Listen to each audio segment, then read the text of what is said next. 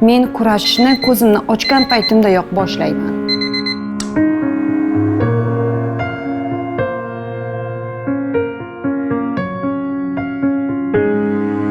Barmoqlarim menga itoat qilmay qo'ygan. Ular o'z vazifasini unutib qo'yganday. Atrofimdagi har bir narsa ustimdan kulayotgandek go'yo. Hatto shu murabbo idishi ham. Bu og'ir har doim ko'chib yuradi. Qachon va qayerni og'ritishini oldindan bilmaysan.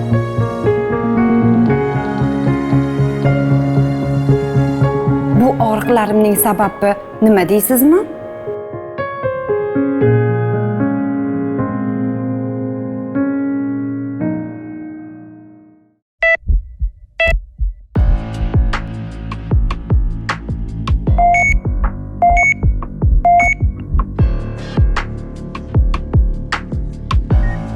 Скальпель. Зажим. Yana zajim. Qaychi. Ishga bering.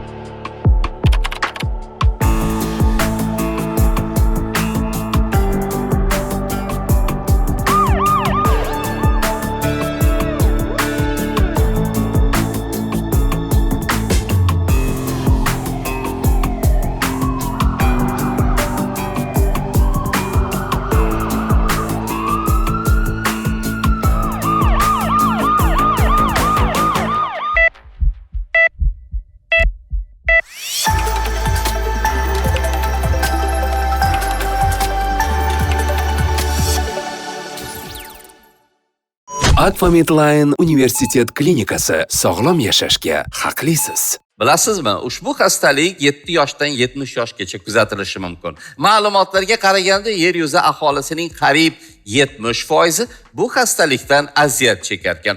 Qolaversa, har bir xonadonda juda bo'lmaganda bir inson bu kasallikning alomatlariga shikoyat qiladi. U ham bo'lsa, tizza og'riqlari. Assalomu alaykum.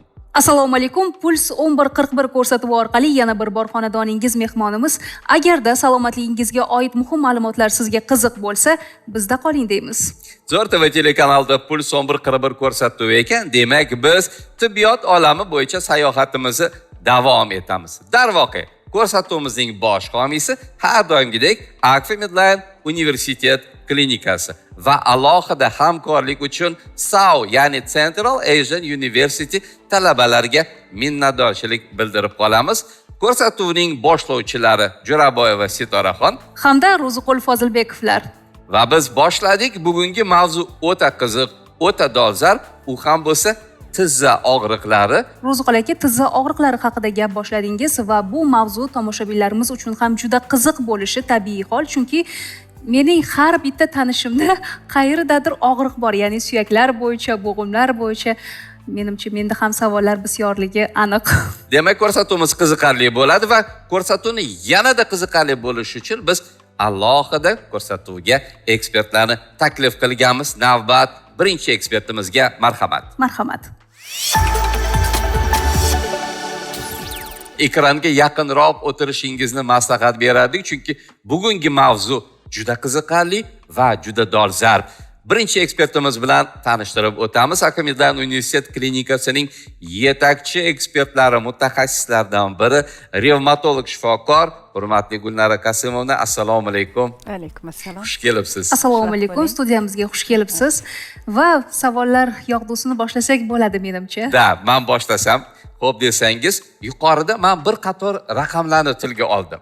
Bu haqiqatga yaqinmi yoki biroz bo'rttirib qo'ydimmi? 7 yoshdan deb boshladilar so'zlarni. Bu qanchalik rost? Harakatni ta'minlab beruvchi bizni a'zoyimiz bu suyak, mushak, bo'g'im tizimimiz hisoblanadi. Inson tanasida juda ko'p bo'g'imlar bor. Eng ko'p bezovta qiladigan, ya'ni yer sharining aholisining 60 yoshdan oshgan aholisining qariyb yarmi bu dardga duchor bo'ladi. Demak, bu faqat katta yoshliklarda uchraydigan dard desak ham bo'laveradimi yoki endi Ro'ziqul aka aytgandek yosh bolalarda ham uchraydimi? Yo'q, yosh bolalarda uchrash ehtimoli kamroq. endi buni men shu ko'rsatuvimiz davomida tushuntirib ketishga harakat qilaman, chunki agar bu kasallikni bo'g'im og'riqlarini tizza bo'g'imi misolida ko'rib chiqsak, bu menimcha ko'pchilikka yana ham tushunarli bo'ladi. Ya'ni sababi tizza bo'g'imi katta bo'lganligimi yoki ko'proq yo'q, ko'proq xizmat qilganimi? uchrash shikastlanish tizza bo'g'imi bizni tik holatdagi, gorizontal holatdagi harakatimizni ta'minlovchi asosiy bo'g'im hisoblanadi. Aytib o'tmoqchiman bu kasalliklar haqida. tikka turishligim aynan tizza bo'g'imim sababli, shundaymi? Tizza va albatta bu yerda boshqa bo'g'imlar ham bor, lekin asosiy o'rinlardan bittasi bu tizza bo'g'imi. Endi mana shu aytib o'tganimdek, bo'g'im bu juda murakkab tuzilma. Bo'g'imni tuzilishida nafaqat suyaklar, bo'g'imlar, balki paylar, bog'lamlar, mushaklar, nerv tolalari, tomirlar ishtirok etadi. Demak, bo'g'imlar faqatgina suyakdan tashkil topmagan. Mana hozir aytib o'tyapmiz, bo'g'imlar haqida ma'lumot beryapsiz. O'zi bo'g'imlar nima sababdan og'riydi? Birinchidan o'sha og'ir mehnat bilan shug'ullanish, og'irlik ko'tarish, professional sport va tana vaznining ko'payishi ham sabab bo'ladi. Ortiqcha yuklamalar. Ortiqcha yuklamalar ham sabab bo'ladi. Endi va shu bilan bir qatorda nasliy faktorlar, ya'ni bo'g'imlarning o'sha tashkiliy qismlaridan biri bo'lgan tog'ayni yuklamaga bardoshliliging genetik yetishmasligiga ham sabab bo'ladi.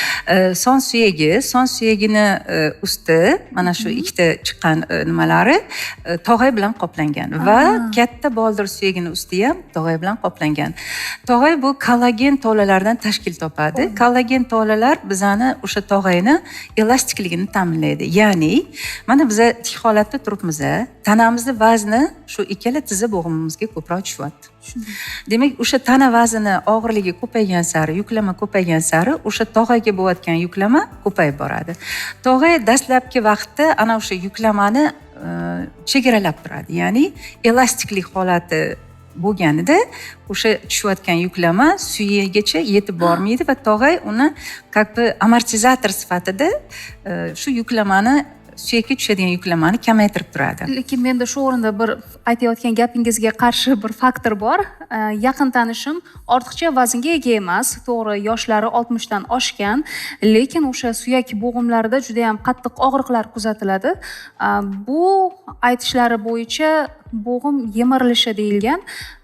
Buni qanday tashxislash mumkin? Ha, va men yordam sifatida ortiqcha vaznga ega emas. Ortiqcha vazn bu yagona sababchisi emas, lekin mana shu sabablar qay tarzda ta'sir qilishini bilish va tushunib olish uchun tog'ay nimaligini yaxshiroq bilishimiz kerak. Tog'ayni men bilasizmi nimaga o'xshataman? Mana yangi telefon sotib oldik. O'sha telefonning yuzaki qismi chizilmasligi uchun unga moslama yopishtiramiz. To'g'ri. Tog'ay aynan shu moslama bamisoli.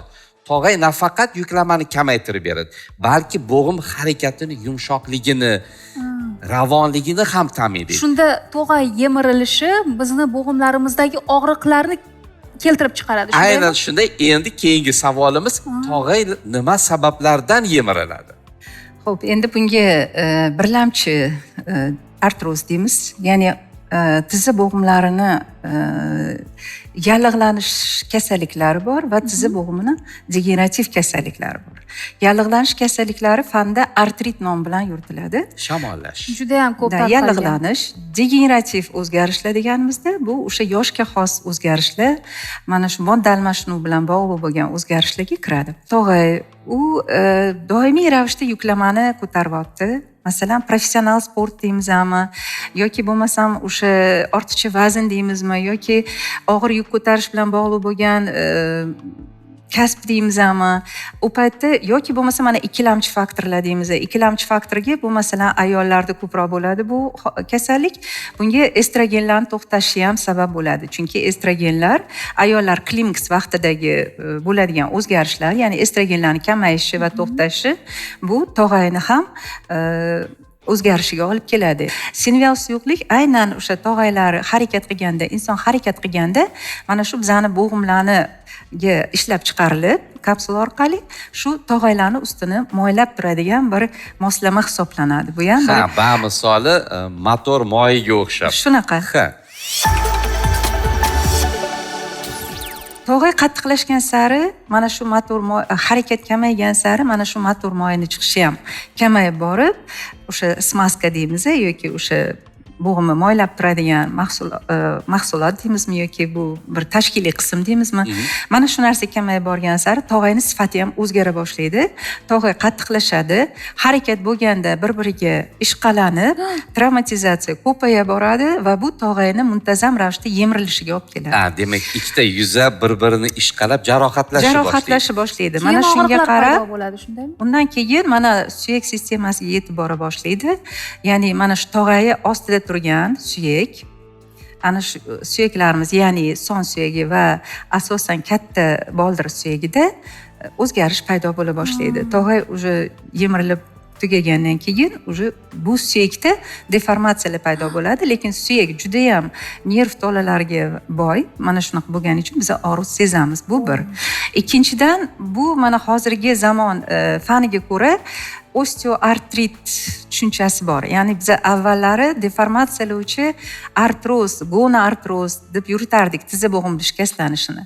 Lekin chunki deformatsiyaga olib keladi va u degenerativ kasallik deb hisoblanardi. Deformatsiya bu tuzilishini buzilishi. Mana bizni hozir tomosha qilib o'tirgan teletomoshabinlar orasida shu soniyada tizzasida yoki boshqa biron bir bo'g'inida og'riq borlari ham kam emas. Va ular bilasizmi, doim televizor qarshisida o'tirishadimi yoki dasturxon atrofida o'tirishadimi, tizzalarini doimiy ravishda uqalab o'tirishganini men guvohi bo'lganman va bu o'sha isitish jarayonida og'riqlarni bartaraf etishga harakat qilishlarining natijasi ekan. Bu isitishmi yoki chalg'ishmi? Chalg'ishmi bilmadim. Balki. Lekin bizni tibbiyot nuqtai nazaridan qiziqtiradigan bir savol bor. Og'riq davomiyligi, uni sifati, uni joylashishiga qarab taxminan bo'lsa ham kasallikka baho bera olamizmi? Qaysi omil keltirib chiqaryapti, vazn keltirib chiqaryaptimi, kasb keltirib chiqaryaptimi yoki bo'lmasam yana bir ikkilamchi faktorlar sabab bo'lyaptimi? Ana o'sha narsalarni ham e'tiborga olish kerak. Mana shunaqa holatlar bo'lganki, bitta qoqilganda ham singan odamlar, oyog'i singan, bir necha martalab bo'lgan holatlar bo'ldi. Mana bizani ish faoliyatimizda sababni qidirdik biz. Faqat qoqilgani sabab bo'lmaydi. Biz sababini qidirdik. Bu sabab endokrin tizimiga borib taqaldi. Ya'ni mana shu qalqonsimon bezi oldidagi kichkina bezchamiz bor. Ana o'shaning funksiyasi oshib ketganda kalsiy kamaygani sababli bu odamda sinish kuzatilgan. Ajoyib, bu yerda 100% qo'shilaman. Sababi to'g'ri tashxis kasallikni davolashning yutug'ining 50%. Lekin ming afsus, Sitoraxon, shunday holatlarga duch kelamiz. Tashxis qo'yilmasdan turib davo choralari boshlanadi. Va davo choralarini o'zlari qo'llashlari ham mumkin. Bilamanki, o'sha sharoitida. Agar tizza bo'g'imlarida og'riqlar bo'lsa, issiq narsalar bosishadi yoki bo'lmasa svetollampalar qo'yishadi, tuz bosishadi. Tabiblarga murojaat qilib mazlar surishadi. O'zi bu qanchalik to'g'ri? Yo'q, bu narsa umuman noto'g'ri. Masalan, aytaylik, pay uzildi. Pay uzilganda harakatni ozgina chegaralashimiz kerak. Biz o'zimiz harakat chegaralashuvniga уже bu boshqa muolajalarni, massajlar olishga tushib ketishadimi, yana va hokazo shunaqa narsalarga yoki menisklarni shikastlanishi, shish paydo bo'lyapti. Agar biz etga kompresslar yoki qizdiruvchi narsalar qo'ysak, qon tomirlarini kengaytirishimiz natijasida ortiqcha suyuqlik yana bo'g'imga chiqib, shishni yana ham ko'paytirishi mumkin.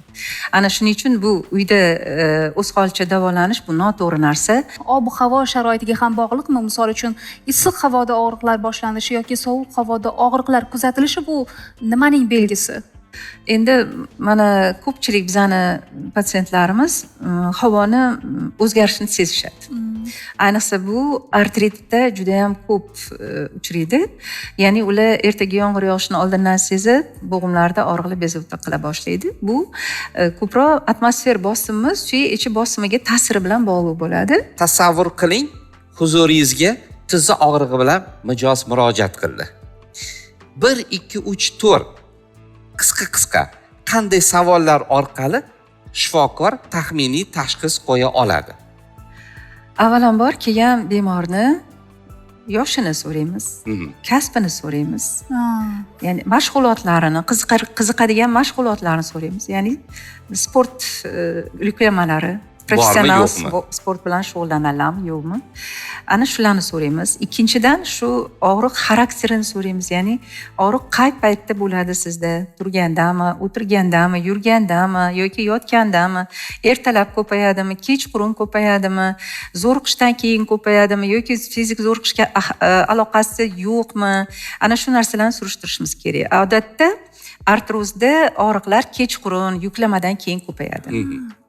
Vaholanki artritlarda ertalab og'riqlar ko'payadi. Ya'ni ertalabki karaxtlik deymiz, sekin-sekin bir 2-3 soatlardan keyin harakat tiklanishi deymiz. Mana shunaqa bir-biridan farqi bor. Bo'g'imlarning holatiga baho beruvchi oltin standart tekshiruv usuli. To'g'ri holatdagi va tik holatdagi rentgenografiyasi. Ikkala ko'rsatib beramiz. Marhamat. Rentgenda asosan biz mana bu bo'g'imlar suyaklar konfiguratsiyasini ko'ramiz va asosan e'tibor beradiganimiz mana bu tog'ay sistemasi va o'rtadagi suyak tirqishini o'zgarishi va boshqa qo'shimcha osteofitlarning paydo bo'lishiga ahamiyat berishimiz mumkin. Mayda yumshoq to'qimalar, ya'ni menisklar, bog'lamlar, paylar bu yerda ko'rinmaydi. Ularni ko'rish uchun yana maxsus tekshiruv o'tkaziladi. Bu magnit rezonans tomografiyasi. MRT. Bu yerda o'zgarish bormi? Bu yerda qanday o'zgarish? Bu mana bu yerda birinchi stadiya bo'g'im tirqishini ozgina to'rayishi ko'rinadi. Mana bu birinchi stadiyadan ikkinchi stadiyaga o'tish davri. Mana ko'ryapsizlar, tirqish to'raygan. Mana bu boldir suyagini o'rtasidagi tog'ay qattiqlashishi oqibatida mana bunaqa hosilalar paydo bo'lgan, mana bular va bitta ikkita osteofitlar paydo bo'ladi. Ya'ni bu yerda mana ko'ryapsizlar, bo'g'im tirqishi yana ham toraygan. Mana bu og'riqlarning kuchayib borishi, shundaymi? Ha, yemirilish. Bu endi harakatda og'riqlar ko'payib boradi. Bilasizmi, hozir internetning rivojlanishi, elektromobillar va hokazolar paydo bo'lgan bir davrda biz hali hanuz bo'g'imlarda tuz yig'ilibdi deymiz. Mana shu tuz bor yo'qligini mana shu rentgenda ko'rsatib bera olamizmi? O'zi mana bormi? shu oqish, bu ko'rinib turgan narsani va suyaklarni tizzani bukkanimizda paydo bo'ladigan qisirlashlarni xalqda tuz yig'ildi deb o'ylashadi. O'zi tuz yig'iladimi yo'q? Yo'q, hech qanaqa tuz bu yerda yig'ilmaydi.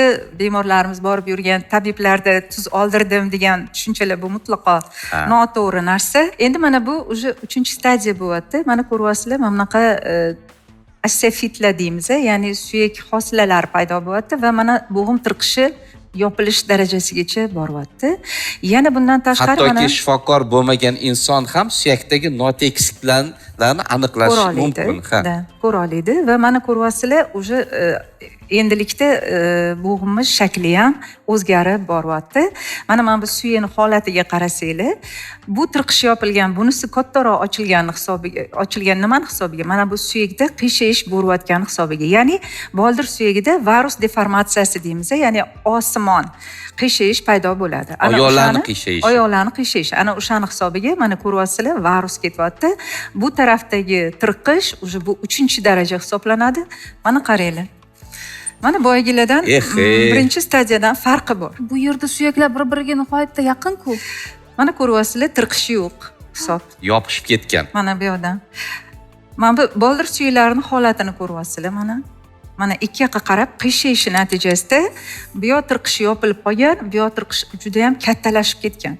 Bu mana bu yon bog'lamlarning holatiga ta'sir qiladi va yon bog'lamlarning shikastlanishiga olib keladi. Va bu og'riqlar qay darajada kuchli bo'ladi? Bu yerda og'riqlar nafaqatki harakatda, hatto tinch holatda ham bo'lishi mumkin. Mana bu 4-bosqich hisoblanadi. Mana bu tarafda ham, bu tarafda ham. Hayotda-chi 4-bosqichda oyoqlarni bukilishi va yozilishi qay darajada amalga oshiriladi? Cheklangan bo'ladi. Ya'ni bu yerda kontrakturalar, ya'ni bo'g'imni bukilish va yozilish darajasini pasayib ketishi ozginagina harakat ham qattiq og'riqlarga sabab bo'ladi va ularni to'xtab qolishlariga, dam olishlariga yoki yurishni umuman yursam oyog'im og'riydi degan fikrga kelib qolishlariga olib keladi. O'zi aynan mana shu 4-bosqichdagi bo'g'im og'riqlarini davolashning imkoni bormi? 3-4 bosqich bu operatsiyaga ko'rsatma hisoblanadi.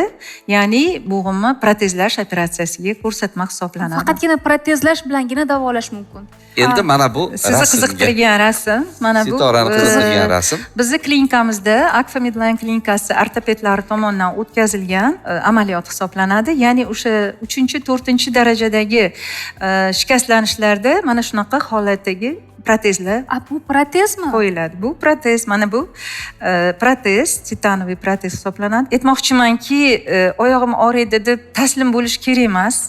U avvallari buni davolash yo'li yo'q edi, lekin hozir davolash yo'li bor. Mana ko'ryapsizlar. Bu narsa ko'p shahrimizdagi ko'p klinikalarda o'tkaziladi. Mana o'zimiz klinikamizda ham juda ko'p yillardan beri o'tkazib kelayotgan amaliyot va juda muvaffaqiyatli. Bemorlar ertasidan o'nlardan turib mashqlarni boshlashadi. Bunda bizani shifokorlarimiz yaqindan yordam berishadi. Ko'rinishidan chiroyli, tiniq, aniq, lekin shifokor sifatida shu narsani aniq ayta olamanki, tabiiy tog'ay, tabiiy suyagu, tabiiy bo'g'imga hech narsa yetmaydi. Mana shu tabiiy sog'lom bo'g'imni salomatligini saqlab qolish uchun qanday harakat qilishni biz siz bilan bir necha daqiqadan keyin keng yoritib berishga harakat qilamiz. Bizdan yiroqlashmang. Ba'zi insonlar har tong yugurishga chiqadi. Boshqalari esa har tong shunchaki o'rnidan og'riqsiz turish uchun yillar davomida kurashadi. Bu kasallik bilan har kunni yangidan boshlashga to'g'ri keladi. Ushbu kasallik hayot sifatini sekin-asta o'g'irlaydigan dushman. Ertaga sizda qaysi belgilar bezovta qilishini oldindan aytib bera olmaysiz. Kasallik belgilari butun tana bo'ylab aylanib yuradi. Ushbu kasallik qaysi deysizmi? Bu aynan revmatoid artrit kasalligi. Revmatoid artrit bo'g'imlarda og'riq, shish va qotib qolish holatlarini keltirib chiqaradigan kasallikdir. Artrit bu bo'g'imlarning yallig'lanishi degan. Revmatoid artrit esa artritning ko'plab turlaridan biridir. Revmatoid artrit kelib chiqishining aniq sabablari ma'lum emas, ammo u avtoimmun kasallik deb yuritiladi. Bu nimani anglatadi? Avtoimmun degani insonning immun tizimini infeksiyalarga qarshi emas, aksincha o'z tanasiga qarshi hujum qilishidir. Revmatoid artrit kasalligi ayollarda erkaklarga nisbatan 2 barobar ko'p uchraydi. Shuningdek, oilada yoki yaqin qarindoshlarda bunday kasallik kuzatilishi ham kasallik rivojlanish ehtimolini oshiradi. Shunday xavf omillariga yana genetik moyillik, tamaki va alkogol mahsulotlarini iste'mol qilish, ortiqcha vazn, gepatit B, C kabi surunkali infeksiyalar borligi va albatta boshqa avtoimmun kasalliklar bo'lishi kabilar kiradi. Revmatoid artritning asosiy belgilari quyidagilarni o'z ichiga olishi mumkin. 1 oydan ortiq vaqt davomida ikki taraflama bo'g'imlardagi og'riq, bo'g'imlarda ertalab 30 daqiqadan ortiq qotib qolish hissi paydo bo'lishi, nafas olishda qiyinchilik, immun tizimi doimo aktiv bo'lish natijasida charchoq, uyqu buzilishi va hatto depressiya kuzatilishi mumkin. Shuningdek, ilmiy tadqiqotlar shuni ko'rsatdiki, revmatoid artrit bilan og'rigan bemorlar orasida eshitish qobiliyatining pasayishi yoki quloqlarda shovqin, tinnitus holatlari ham tez-tez uchrab turadi. Revmatoid artritning tashxislash uchun yagona standart test mavjud emas. Odatda tashxis bir necha omillarga asoslanadi. Bular bemorning tibbiy tarixi, umumiy ko'rik natijalari, qon tahlili va qo'shimcha tekshiruv natijalaridir.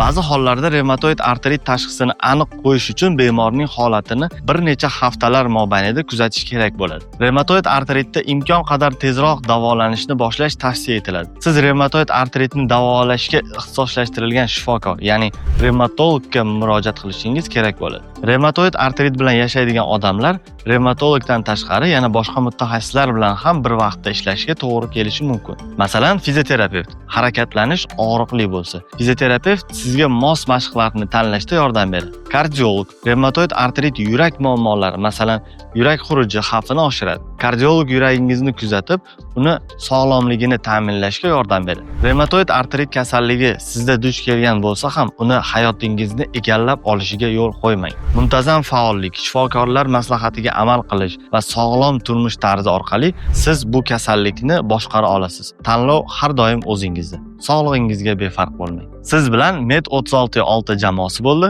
Keyingi ko'rsatuvlarda ko'rishguncha salomat bo'ling. Aziz teletomoshabinlar, eslatib o'tamiz, Puls 11:41 ko'rsatuvi efirda va bugun biz tizza bo'g'imi og'riqlari haqida so'z yurityapmiz. Albatta qiziqarli mavzu, dolzarb mavzu va bizni davramizga yana bir inson kelib qo'shildilar. Akfa Medline universitet klinikasi fizio davolash va reabilitatsiya bo'limi rahbari Dilorom Xalilovna, assalomu alaykum. Va alaykum Xush assalom. kelibsiz. Bugun biz bo'g'imlar haqida gapiryapmiz. Qisqa o'zingizni fikringiz. Chunki sizchalik ko'p bo'g'imlar bilan shug'ullangan shifokorlar bo'lmasa kerak. Aytishadi-ku, yurak motor deb. Lekin qaysi sistema, qaysi organingiz og'risa, o'sha motor hisoblanadi. Bugungi mavzuyimizda ham bizani bo'g'imlar asosiy mavzu bo'lgani uchun motor vazifasini bajaradi. Nimaga? Birinchidan, agarda biz harakat qilmasak, biz yashay olmaymiz, rivojlana olmaymiz. Lekin hayotimiz davomida har xil hodisalar bo'ladi. Yiqilishimiz mumkin, qoqilishimiz mumkin yoki bo'lmasam olaylik, mana yassi tovonlik to'g'risida gapirdilar. Noto'g'ri poyabzal kiyamiz. Bu ham bo'g'imlarda kelib chiqadigan o'zgarishlarga asosiy sababchisi bo'lishi mumkin. Yana bir narsa, qomatimiz. Agarda qomatda, umurtqa pog'onasida o'zgarishlar bo'ladigan bo'lsa, bu bo'lishi mumkin. Bukilish, qiychayish, bu ham bo'g'imlardagi bo'ladigan o'zgarishga olib keladi. Noto'g'ri o'tirish. Noto'g'ri o'tirish. Aynan. Masalan, partalarni oladigan bo'lsak, mana bolalardan boshlanadi. Yoki bo'lmasam olaylik, mana hozir 2 yosh, 1,5 yoshdan boshlab bolani yurishsa xursand bo'lishadi. Yoki bo'lmasam shunaqa hozir moslamalar bor, bolalar uchun eskidan manejlar deymiz, nima? Xazinoklarimiz bor bolalar uchun. Turg'izib qo'yishadi bolalarni, vohli.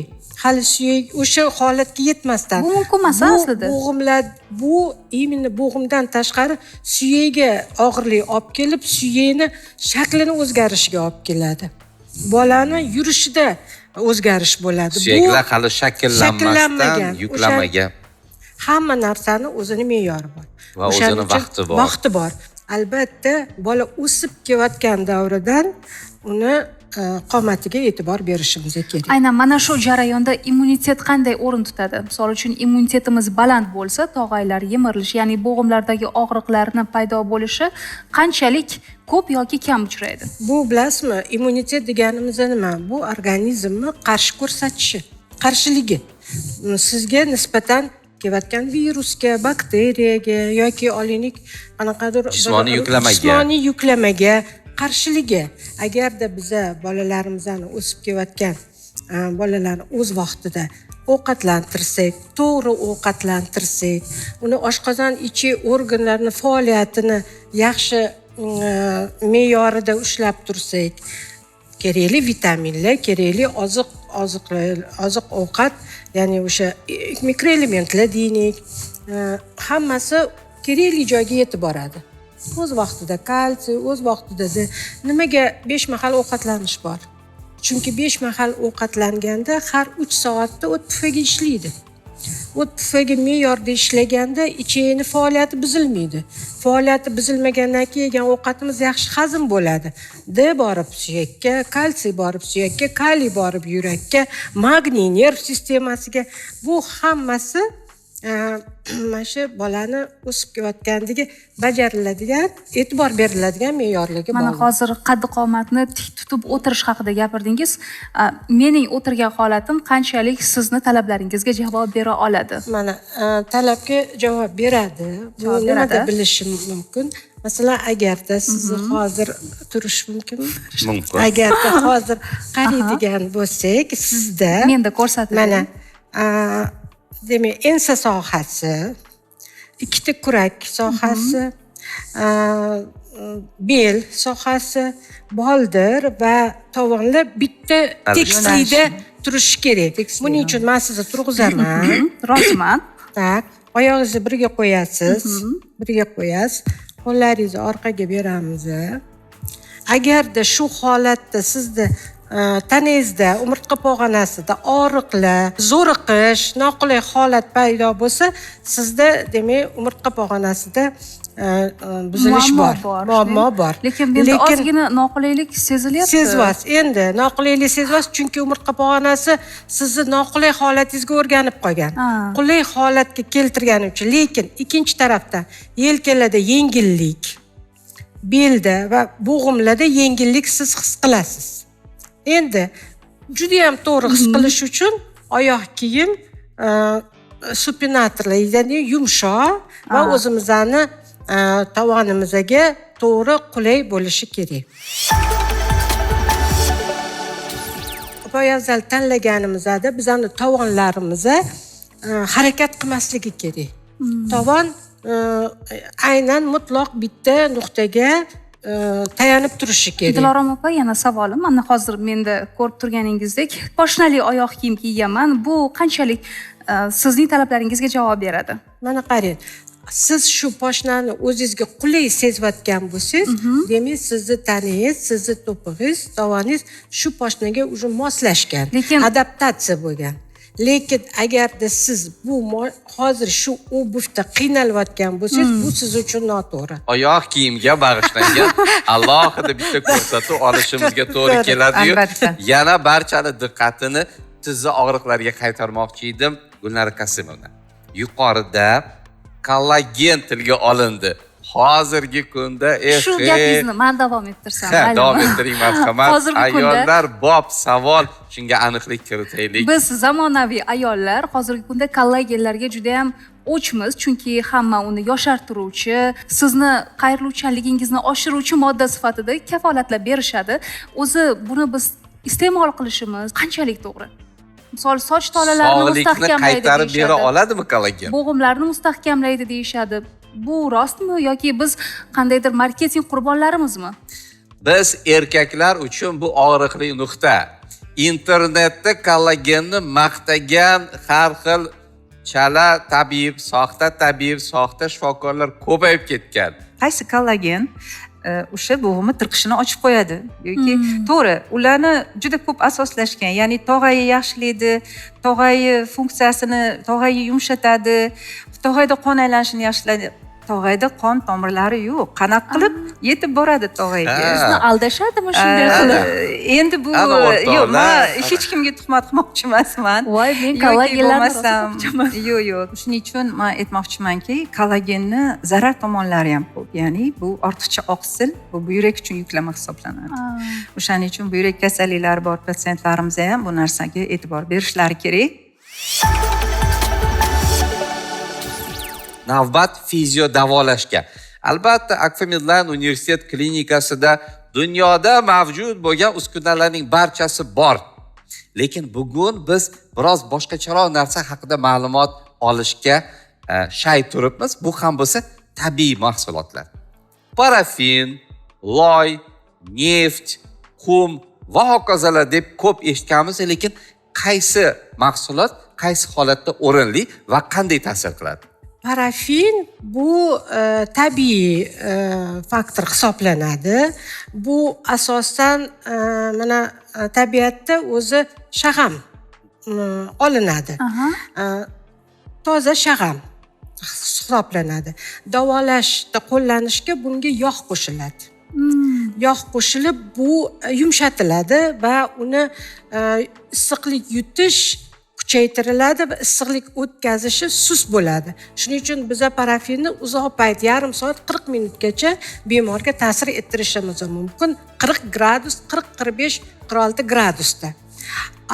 Mana azakirit bu neft mahsulotlari qo'shilgan parafin.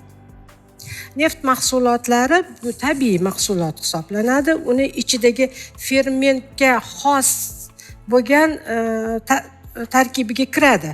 Fermentga xos bo'lgan narsalar so'riltiruvchi yaxshi ta'sir ko'rsatadi. O'shaning uchun parafinga nisbatan biz azakiritni ko'proq qo'llaymiz. Balchiqlarni kelib chiqishiga qarab vulqon balchiqlari, hayvonlarning chirishidan paydo bo'lgan balchiqlar, suv havzalari tegida paydo bo'lgan mineral balchiqlar bo'ladi. Demak, balchiqlar minerallarga boy, davolovchi Xususiyatga ega. Da kiradi. Lekin buni ekspertiza qilinadi. Mineral suvlarni ham, balchiqlarni ham.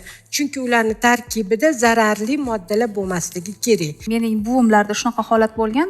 Bu tizza bo'g'imlarida qattiq og'riq bo'lgan vaqtda shifokorga bormasdan svetolampada, ya'ni oyoqlarini qizitib turardilarda, og'riqdan xalos bo'ldim deb aytardilar. To'g'ri. Bu ham zarar emasmi? Hozir shifokor tavsiyasiz qilinayotgan muolajani har biri zarar deb aytyapsiz. Ular ham o'z sog'liqlariga zarar yetkazishmayaptimi? Endi mana sizni buvingiz qo'llagan eski paytda ko'k lampalar bo'lardi. Infraqizil lampalarni yallig'lanishga qarshi ta'siri bor. Qon aylanishini, qon tomirini kengaytirib, toksinlarni o'choqdan chiqazib, ter hosil qilib, suv bilan, ter bilan toksinlar chiqib ketadi. Soat millari bizni shoshiryapti. Oxirgi savol va qisqa javob. Savol sizga ham, Guldan Kasirni ham. Fizioterapiya va reabilitatsiya bo'g'im kasalliklarni davolab beradimi yoki faqat asoratini ketkazadimi? Fizioterapiya bilan reabilitatsiya bo'g'im kasalliklarini vaqtida aniqlangan, vaqtida bemor murojaat qilgan bosqichida davolaydi. Ularni remissiya davrini, tinchigan davrini uzaytiradi, funksional holatini yaxshilaydi, harakatni kengaytiradi. Bu bilan bemorni aktivligini, o'zini harakat aktivligini oshirib, kasallikni to'xtatish xususiyati bor. Mana shunday beqiyos o'ringa ega bo'lgan yana bir holat mavjud. Bu mashqlar. Bizdan yiroqlashmang, biz tezda qaytamiz.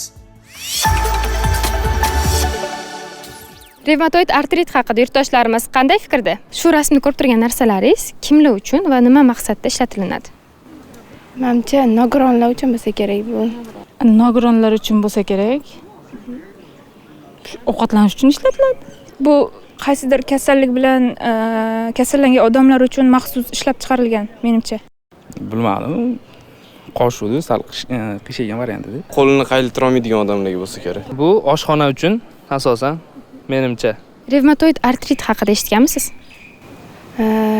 Revmatoid menimcha oyoq kasalligi bo'lsa kerak. Ko'p ma'lumotga ega emasman, lekin eshitganman. Eshitganman, nimaligini bilmayman to'g'risi. Bo'g'imlardagi og'riqlarda shunaqa. Kimlarda uchraydi? Buni sabablari nima bo'lishi mumkin? Ko'p hollarda yosh kattalarda uchrayapti hozir, lekin yosh kichkinalarda ham bo'lishi mumkin. Sabablari menimcha u nasldan naslga ko'pchilik hollarda o'tadi. Sportsmenlarda bo'lsa kerak. Shamollash bo'ladi, endi suyak kasalliklari shamollagan bo'lsa. Menimcha yosh kattalarda yoshlikdagi ta'siriga qaragandan keyin ta'sir bo'lsa kerak deb o'ylayman. Bu bemorlar asosan nimadan shikoyat qiladi deb o'ylaysiz? Kechalari uxlolmasligidan, o'sha uyushib harakat qilmoqchi bo'lganda a'zolarini to'xtab qolishi shunaqadan. Qattiq og'riqdan, kechqurun og'riq ko'p bo'ladi. Og'rig'idan bo'g'in og'riqlari adashmasam. Azizlar, Puls 1141 ko'rsatuvi davom etadi va biz bo'g'im og'riqlariga qarshi kurashda mutaxassislarni studiyamizga jalb etganmiz. Shu o'rinda albatta yuqorida aytib o'tganimizdek, jismoniy faollik va jismoniy mashqlarning ham o'rni beqiyos. Navbatdagi ekspertimiz davolovchi jismoniy tarbiya mutaxassisi Ma'muraxon Iskandarova. Assalomu alaykum. Assalomu alaykum. Xush kelibsiz. Assalomu alaykum. Endi bevosita maqsadga o'tamiz. Dilorom Xalilova, Ma'muraxon, teletomoshabinlarimiz uchun ikkita holatga to'liq oydinlik kiritishimiz kerak. Birinchisi, biz kasallikni oldini olish tarafdorimiz. Tizzalar sog'ligini saqlab qolish uchun qanday mashqlar bajarilishi kerak? Ikkinchisi, tizzalarda og'riq bo'lganida qanday mashqlar bajarilishi kerak? Davolash jismoniy tarbiya mashqlarini buyurish uchun albatta yana qaytaraman, vrach ko'rigidan o'tishi kerak bemor. Oyoq uchini o'zingizga qaratasiz va bo'shatasiz. Oyoq uchini o'zingizga qaratayotgan paytingizda boldir mushaklaringiz og'riqni sezish kerak. Ya'ni ozgina cho'zilib, yoqimli og'riq his qilishingiz kerak. Bo'lish kerak. Bo'lish kerak. Shu mashqlardan 5-6 marta qilib, bajarib, ikkinchi xuddi shunaqa o'zingizga tortib 5 sekund ushlab turasiz. Shu 5 sekund ushlagan holatda ham 5 marotaba bajarasiz. Tizzaga gal kelganda o'ng oyog'ingizni bukasiz. Sekin, qanchalik mashqi sekin bajarilsa, shuncha ko'p mushakga nagruzka boradi. Ya'ni mushak chiniqadi. Harakat qilamiz, bo'g'im oxirigacha bajarishga mashqlarni bukkan holatda oxirigacha iltimos qilamiz. Aporani sezgan holatda sekin tushirilgan paytda oyoq uchi yana o'zingizga qaraladi. Bu bir keyingi mashqimiz. Keyingisi 45 gradus ko'tarasiz. Shu holatda ham oyoq uchini o'zingizga qaratasiz, yana bukasiz va dastlabki holatga tushirasiz. Mashqlarni mutlaqo sog'lom inson ham qilishi albatta kerak. Organizm uchun foydali har bir insonga. Foydali. Aporani birinchi apora, to'xtang. Apora. Keyin 45 gradus. Tekislaymiz. Ahamiyat berish kerak. Mashq agar bemor bajara olmasa, обязательно bizga yordam beramiz. Va bukasiz. Dastlabki holat. Bu yumshoq rezinkasi eng birinchisi. Bukasiz chap oyog'ingizni yo'q, bukasiz tepaga, tekislaysiz. Ajoyib. Bukasiz. Ya'ni maqsad mushaklarni chiniqtirish. Rezinkada maqsad nima hozir bu yerda? Siz nagruzka beryapsiz. Yuklama beryapsiz. Og'irlikni yengish bilan bajarilayotgan mashq, qarshilikni.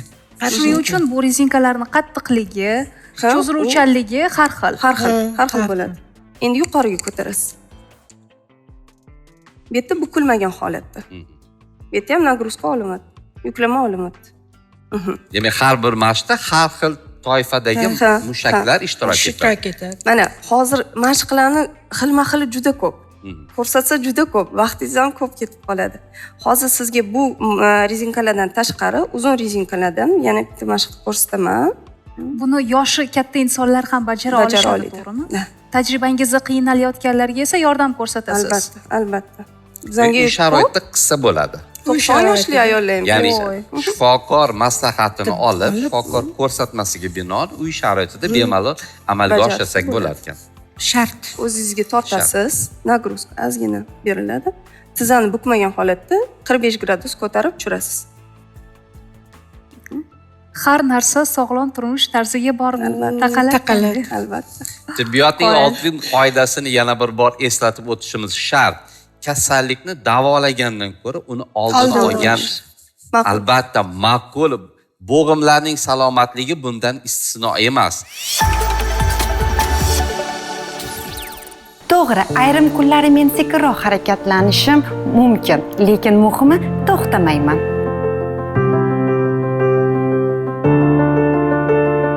Bu kasallik men bilan yashaydi. Men unga moslashaman. To'g'ri tashxis va to'g'ri muolaja bilan men bu kasallikni yengaman.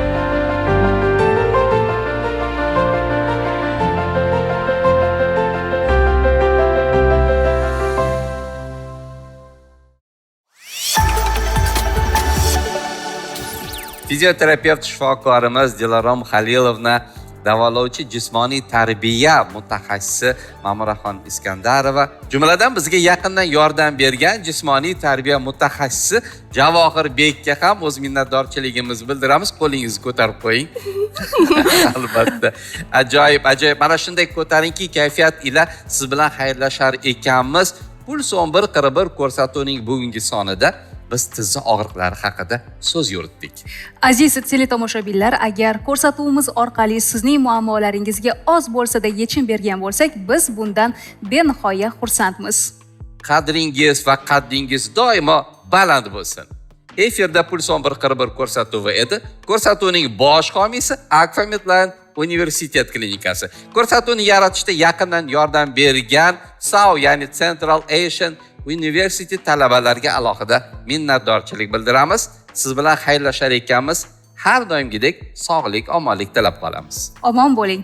Akfa Medline Universitet klinikasi, sog'lom yashashga haqlisiz.